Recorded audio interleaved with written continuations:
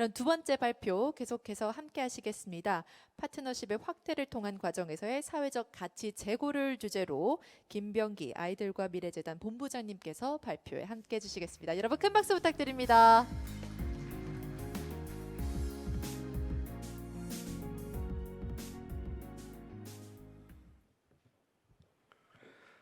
네, 안녕하십니까. 사회복지법인 아이들과 미래재단 김병기입니다. 지금 여기 장소에 오프라인으로 나와 계신 분들도 계시고요. 또 온라인으로 보고 계시는 분들도 계실 것 같습니다.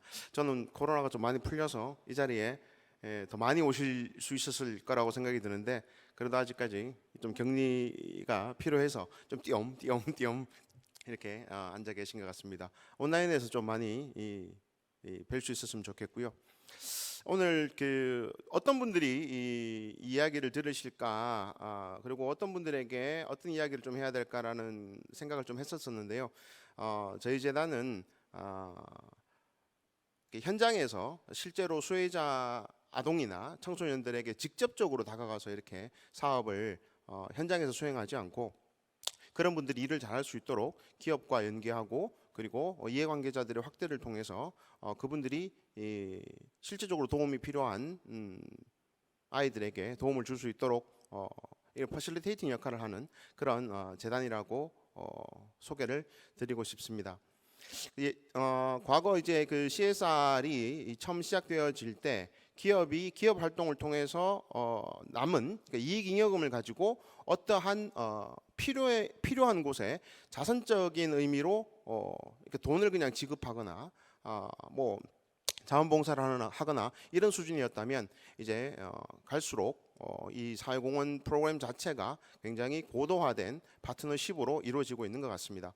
그럼에도 불구하고 파트너십은 계속해서 커질수록 그 효과는 더 커지기 때문에, 오늘은 이 파트너십을 어떻게 수직적으로 수평적으로 확대를 시켜서 사회적 가치를 높일 것인가에 대한 이야기를 좀 드리도록 하겠습니다.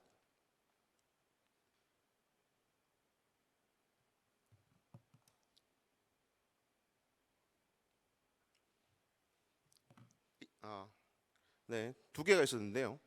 이쪽 건지 이쪽 건지 헷갈렸습니다. 앞서 그 기조연설을 해주신 두 분 교수님들도 이런 얘기를 해주셨고, 또 앞서 축사를 전해주신 분들도 이런 얘기를 해주셨는데요. 실제로 세상을 바꾸는 데에는 공적 영역을 가진 우리가 보통 1섹터라고 얘기하는 정부, 그리고 가장 큰 영향을 미칠 수 있는 2섹터인 기업, 그리고 1섹터와 2섹터가 관심을 가지거나 혹은 사업의 영역으로 생각하지 못하는 사각지대들이 있습니다. 공공의 이익임에도 불구하고 1섹터가 세금으로 해결하지 못하거나 2섹터인 기업이 시장으로 삼지 않는 곳들의 공공의 문제들을 발견해서 그 문제들을 해결하고 그 문제들을 공론화시키는 것들의 역할을 하는 곳이 이제 사회 부문인데요. 우리가 보통 뭐 NGO라든지 NPO라든지 뭐 혹은 비영리 단체라든지 공익법인이라든지 여러 용어를 사용하고 있습니다만, 어쨌든 우리나라 같은 이런 보통 일반적인 시장 경제를 가지는 민주사회에서는, 민주국가에서는 대부분 이렇게 세 가지의 주체들이 이 세상을 바꾸고 있습니다. 그런데 이 세 가지 주체를 좀 이렇게 좀 유형별로 좀 나눠보게 되면은요, 세로 축은 재원을 마련하는 데에 의무적으로 돈을 내는가, 그리고 자의적으로 돈을 내는가라는 부분이고, 이 수평축은 사익을 추구하는가 공익을 추구하는가에 대한 영역입니다. 정부는, 즉 공적 영역은 세금이라는 의무조 주체에 의해서 마련되어진 재원을 가지고 퍼블릭, 그러니까 공익을 위해서 일을 하는 곳입니다. 그리고 기업은 상품을 제공하고 혹은 서비스를 제공하고 거래에 의해서 소비자들이 돈을 내고, 그리고 그 돈으로 재화를, 그러니까 이 상품이나 서비스를 제공하고, 그리고 기업은 사익, 돈을 버는 거죠. 그런데 이 NGO, 제가 일하고 있는 이런 사회복지법인 같은 경우에는 저희도 세금을 걷어서 하면 좋겠습니다만, 기부금에 의해서, 그러니까 자의에 의해서 재원을 모집해서 혹은 모금해서 공익을 위해서 일을 하게 되는데요. 강제로 사익을 추구하는 곳은 범죄자들이나 하는 짓입니다. 이 세 가지 이 영역에 있어서 가지고 각각의 이 플레이어들이 하는 형태들은 다 좀 바뀌어 오고 있습니다. 어떤 의미인가 하면 예전에는 공적 서비스여서 세금으로 운영하는 공적 서비스여서 정부가 하다가 그것이 시장성이 있게 되어져서 이 섹터인 기업으로 넘어가는 경우들도 있고요. 그 반대로 시장의 영역에 있던 것들이 공익의 영역으로 가는 경우들도 있습니다. 예전에는 교복 다 사입었는데요. 지금 교복 다 주는 지자체들이 많이 있습니다. 예전엔 다 도시락 싸서 집에서 다 싸서 갔죠. 그러니까 그건 사적 영역이었는데 지금 무상급식을 하고 있습니다. 공적 영역으로 넘어간 거죠. 또 그 반대로 뭐 예전에 좀 나이가 드신 분들은 기억하시겠습니다만 동네에 방범제도라는 게 있었습니다. 방범 순찰을 통해서 우리 집을 도둑으로부터 지켜주는 게 파출소에서 방범제도라는 걸 통해 가지고 공적으로 제공했는데 지금 없죠. 지금은 텔레카비 하고 있습니다. 그래서 사적 영역으로 공공의 서비스가 넘어가는 경우들도 있습니다. 어쨌든 이 공적 서비스와 사적 서비스가 시기와 장소에 따라서 달라지게 되는데요.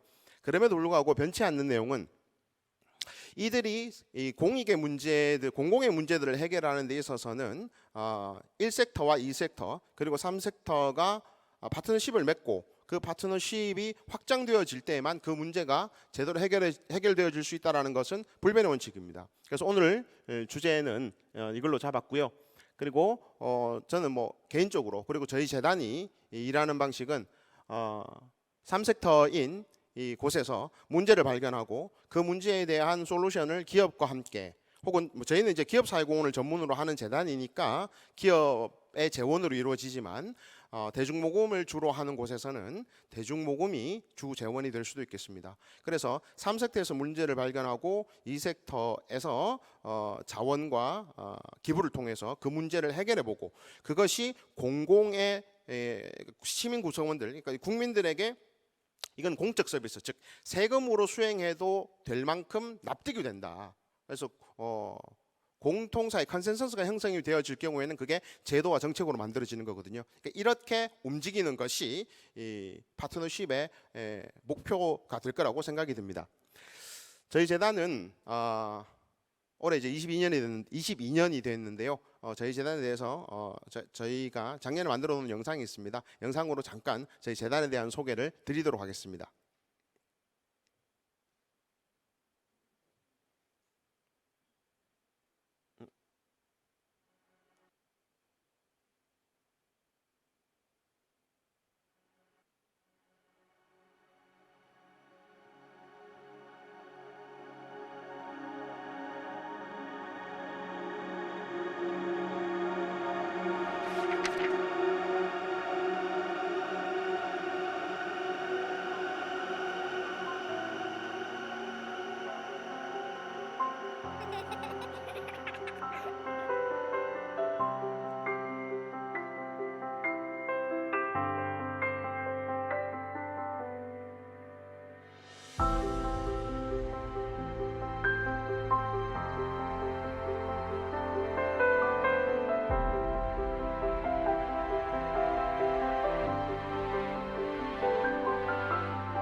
아이들과 미래 재단은 2000년에 설립된 사회복지법인으로서 최근 5년 동안 급성장을 하게 돼서 주위에 많은 관심과 사랑을 받게 되었습니다. 우리 재단이 이렇게 급성장하게 된 배경에는 세 가지 요소가 크게 작용했다고 자부합니다. 첫째는 재단의 투명성입니다.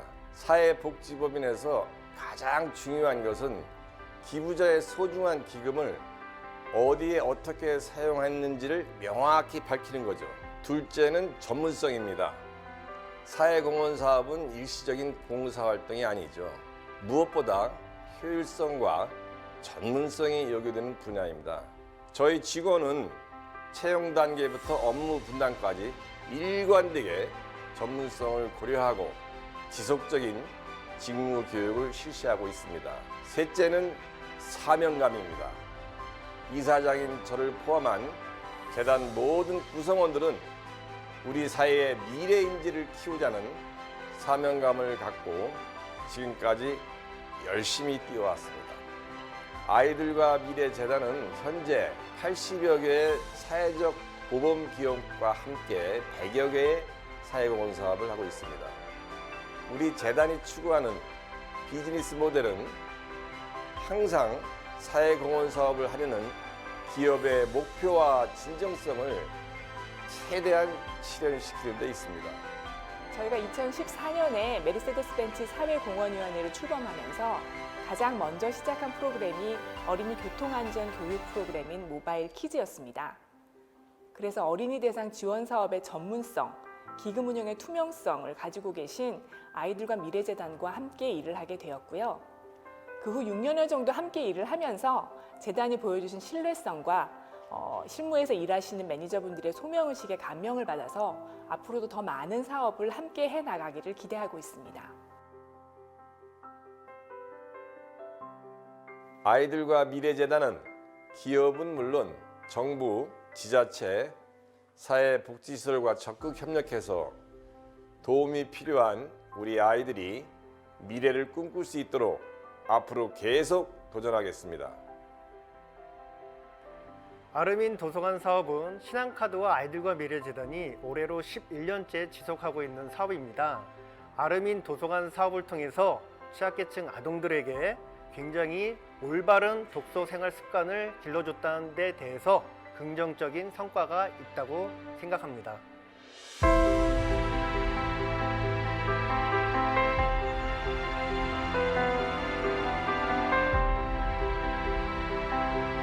아이들의 밝고 건강한 미래를 위하여 지난 20년처럼 앞으로 20년 우리 아이들과 미래재단이 함께합니다.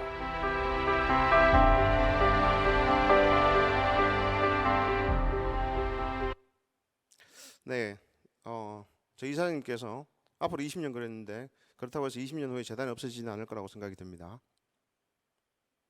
웃으시라고 드린 말씀이었는데 웃지 않으셔서 온난으로 많이 웃으시길 바랍니다. 네, 제 재단은 실제로 소개에서 나왔던 것처럼 기업 사회공헌을 전문적으로 하고 있으면서 기업이 추구하는 목적성과 그리고 진정성을 잘 드러낼 수 있도록 구현할 수 있도록 사업을 디자인을 하는데요. 제가 좀 전에 3섹터가 문제를 발견하고 그 문제를 기업과 함께 해결한 다음 그것이 1섹터로 넘어가서 제도 정착화가 되는 것이 제일 좋은 모델이라고 생각을 하고 있습니다. 그 사례를 좀 보여드릴 건데요.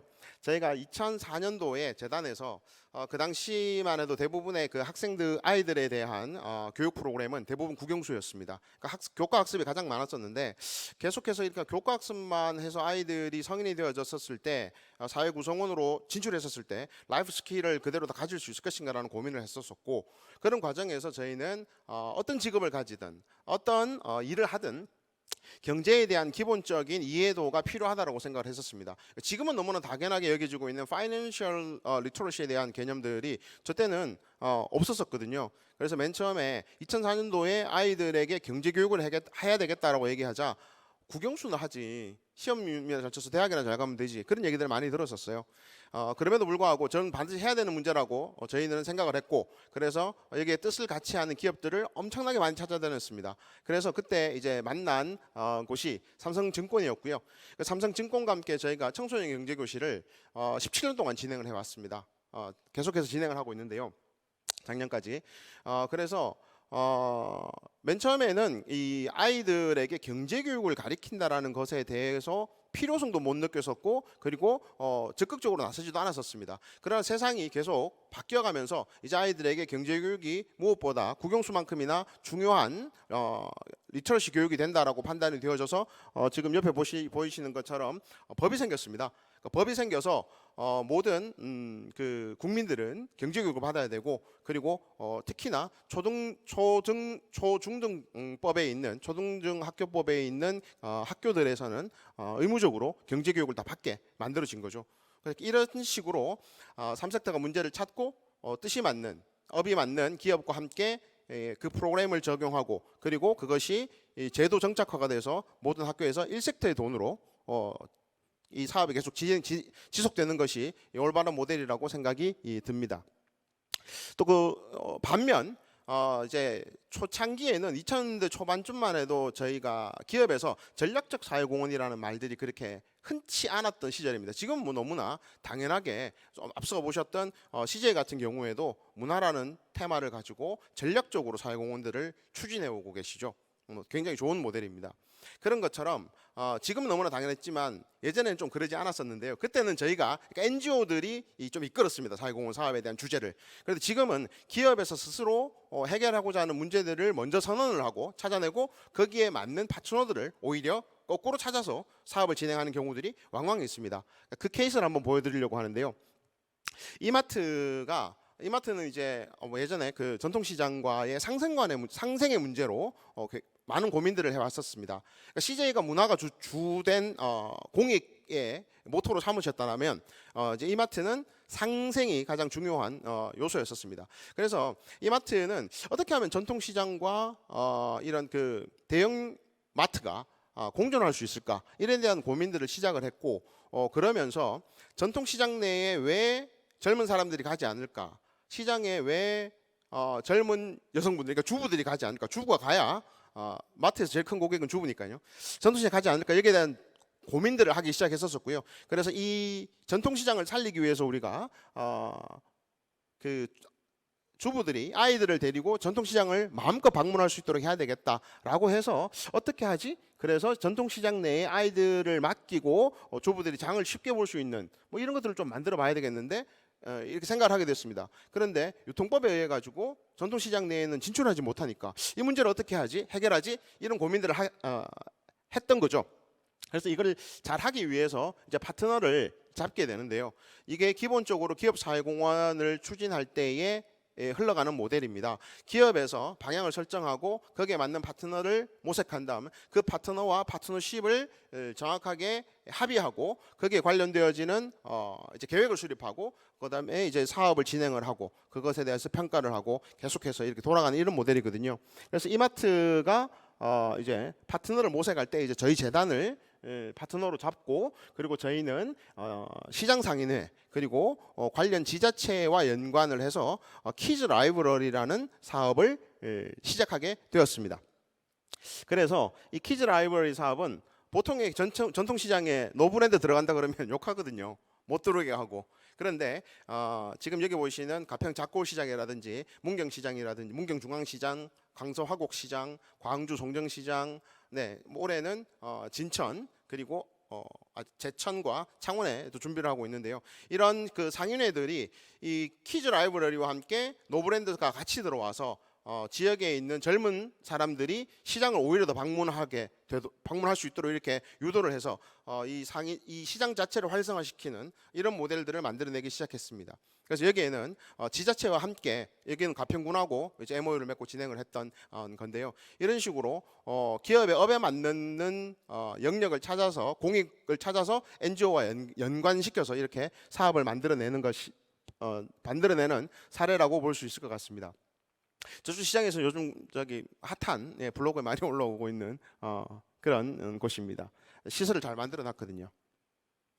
그러니까 이렇게 파트너십을 예전에는 그냥 NGO에 대해서 그러니까 뭐 사회복지법인이든 뭐 재단법인이든 사단법인이든 비영리 단체에 대해서 기업들이 그냥 자신들이 하고 있는 사회공헌 사업들을 하청 주는 이런 방식이 아니라 같이 문제를 발견하고 해결하고 그 문제를 해결하는 과정에서 나타날 수 있는 위험까지도 같이 리스크 테이킹을 하는 그런 상호 보완적인 관계들에 대해서 명확히 가지는 것이 이 거래가 아닌 파트너십이 됩니다. 그래서 저는 오늘 지금 기업 사회공헌 담당자분들께서 많이 보고 계신다라면 파트너 NGO를 선정을 하고 그 파트너 NGO를 본인들의 사회공헌 사업을 그냥 수행하는 곳이라고 생각하지 마시고 같이 전략을 수립하고 이 사업을 계속 발전시켜 나가는 진정한 파트너로 생각을 해주신다면 보다 더 목적성과 진정성을 잘 구현해내는데 도움이 될 거라고 생각이 듭니다.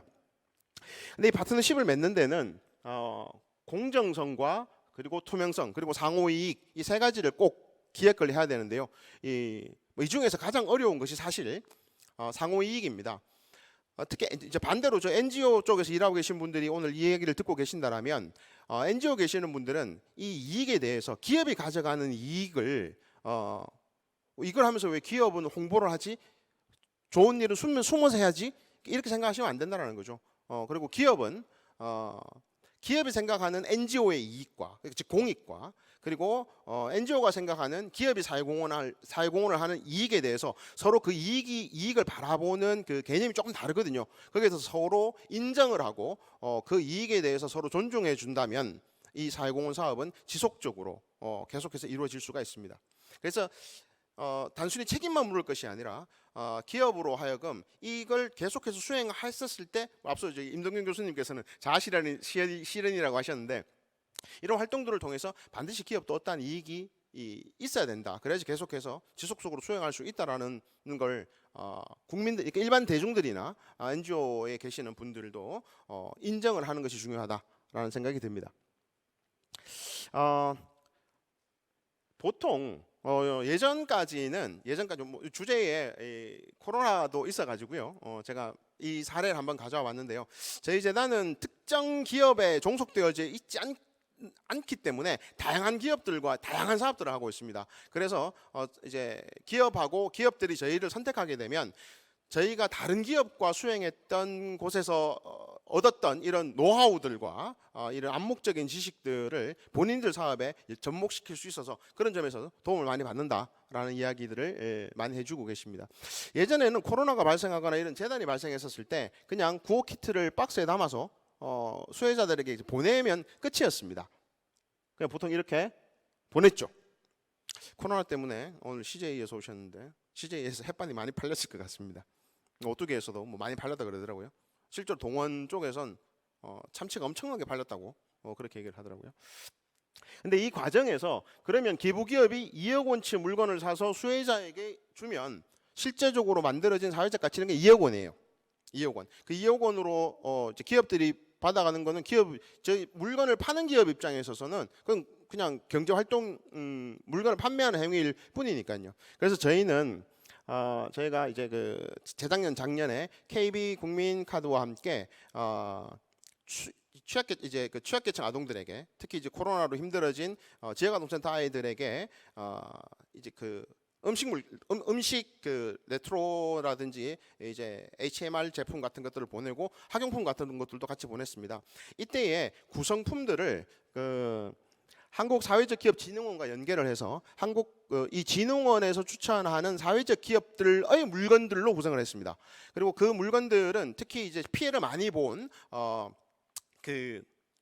대구 경북 지역에 있는 업체들을 많이 좀 선발을 해서 그 물건들을 전국에 보냈었거든요. 그렇게 되면 이 기업이 제공한 2억 원치의 물건뿐만 아니라 그로 인해서 만들어진 사회적 기업들의 매출 그리고 장애인 기업들에 대한 고용 창출 이런 것들이 플러스 알파로 사회적 가치가 더 생기게 되는 거거든요.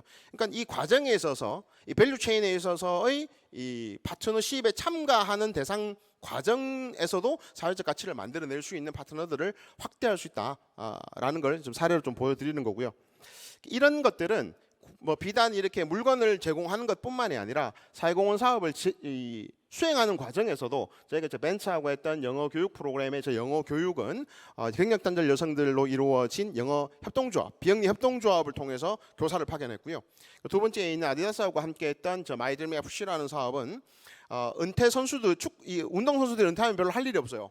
일자리가 없거든요. 그래서 그들이 이제 은퇴하고 나서 일을 할 수 있도록 만든 협동조합이 있습니다. 그 협동조합의 선수들을 학교에 파견해서 아이들에게 축구를 가르치고 그리고 세 번째는 이제 현대 오토웨브에서 하는 스마트 모빌리티 공학 교실인데요. 저 프로그램에서는 실제로 그냥 공학 수업을 전문 강사가 할 수도 있지만 대학생들을 양성을 해서 대학생들에게 이제 역량도 길러주고 그리고 저 대학생들에게 장학금을 제공하고요. 그리고 좀 어려운 대학생들을 별도로 선발해서 그 대학생들에게는 더 많은 장학금을 제공하기도 합니다.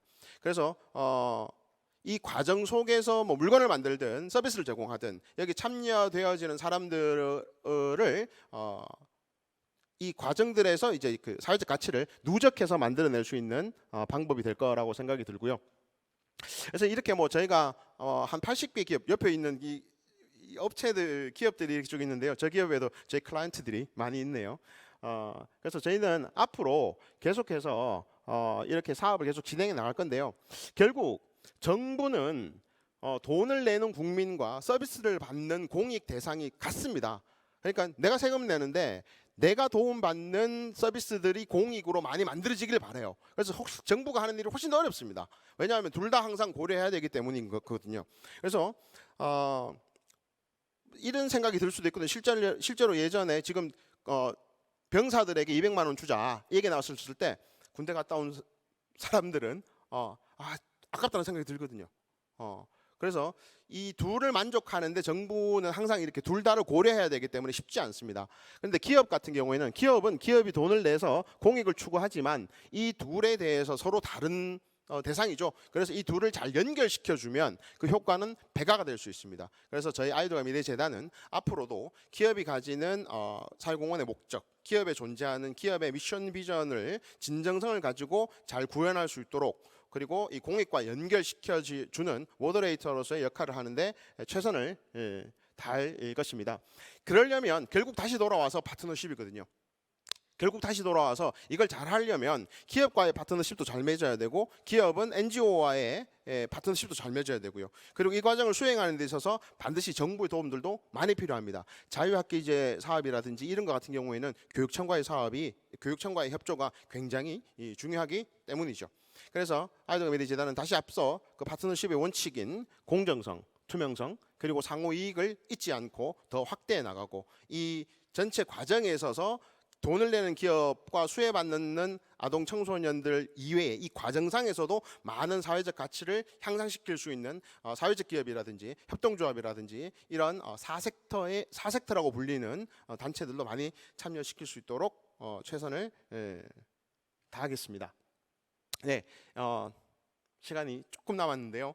오늘 제가 드리고 싶었던 내용들은 이 기업의 사회공헌 담당자분들 그리고 이 기업 사회공헌 사업을 같이 수행하는 파트너분들이 같이 좀 잘 들으셨으면 좋겠다는 내용들로 구성을 해서 실제로 저희 재단이 수행하고 있는 사례들을 가지고 말씀드렸습니다. 네, 고맙습니다.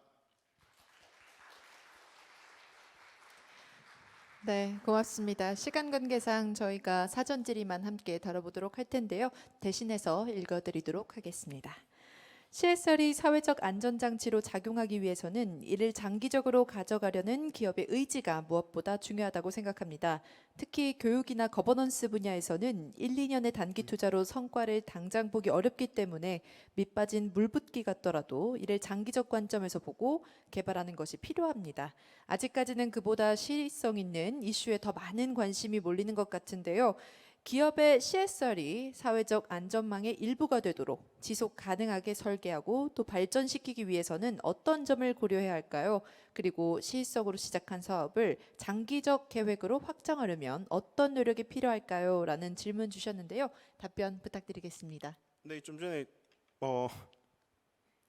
CJ 네, 이거는 NGO 관점에서 아마 주셨는데, 네, 제가 네. 그럼 반대쪽 입장에서 네. 좀 말씀을 좀 드리도록 하겠습니다.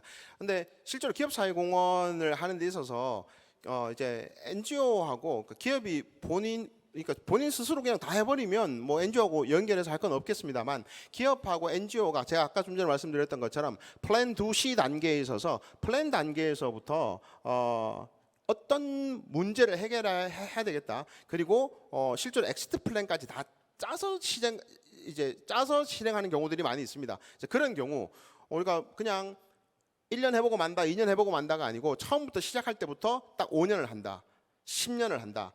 혹은 시간이 아니라 성과에 대해 가지고 우리가 이 수치를 이만큼 올리겠다 목표를 정하고 달성을 해요.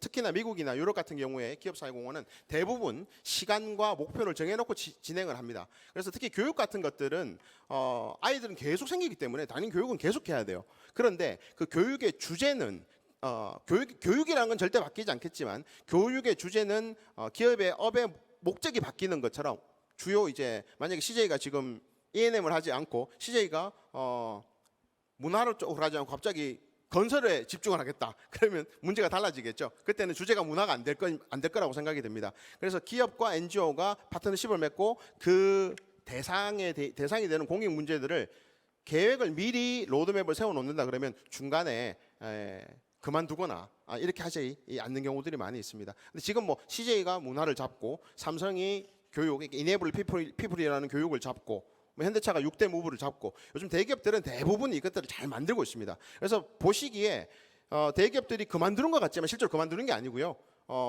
주제를 바꾸고 방식을 바꾸고 콘텐츠를 바꾸고 딜리버리를 바꾸긴 하지만 목적 자체를 바꾸지는 않습니다. 그래서 실제로 정부가 영속하듯이 기업이 영속하게 된다면 기업이 가지고 있는 사회공헌 사업들은 지속적으로 이루어지는 것이 일반적이다 이렇게 보여집니다.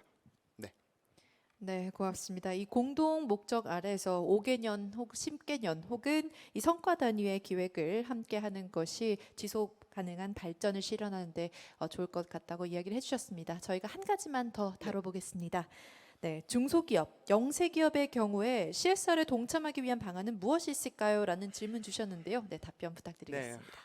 참 실제로 저희 재단에 혹시 관심이 있어서 오늘 이야기를 좀 듣고 들어오셔가지고 저희가 지금 수행하고 있는 뭐 한 100여 개의 사업들을 보시게 되면 대부분 이름이 알려진 대기업들입니다. 여기 붙어 있는 이름들도 대부분 큰 기업들이죠. 작은 기업들이 본인들만의 브랜드를 가지고 문제를 해결하기에 쓸 수 있는 돈들이 그렇게 많지가 않아요. 그러다 보니 그냥 뭐 코로나에 기금을 내거나 산불을 많이 났으니까 그냥 뭐 1,000만 원 이렇게 그냥 기부를 하는 걸로 끝나는데요. 여기에 답도 파트너십에 있습니다. 그래서 어떤 의미인가 하면요.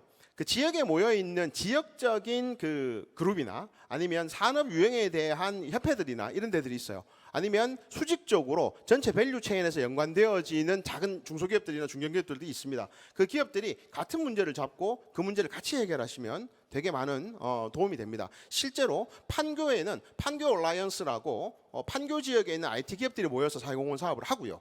그리고 구로에도 G밸리에서도 실제로 그런 사업들을 하고 있습니다. 그리고 온라인 교육 기업들끼리 모여서 그런 공통의 이 교육에 대한 혜택을 주기 위한 그 디지털 리터러시에 관한 사업들도 하거든요. 그러니까 내가 작다 그러면 나와 유사한 규모, 유사한 형태에 있는 기업들, 그 유사하다라는 것이 규모도 되겠고, 뭐 산업 유형도 되겠고, 지역이 될 수도 있습니다. 아니면 소비자가 같을 수도 있습니다. 그래서 묶어서 같은 문제를 해결해 나가시게 되면 십시일반이라고 그러죠. 훨씬 더 큰 문제들 1+1이 아닌 1+1이 2가 아닌 10이 되는 그런 효과를 보실 수 있을 거라고 생각이 듭니다.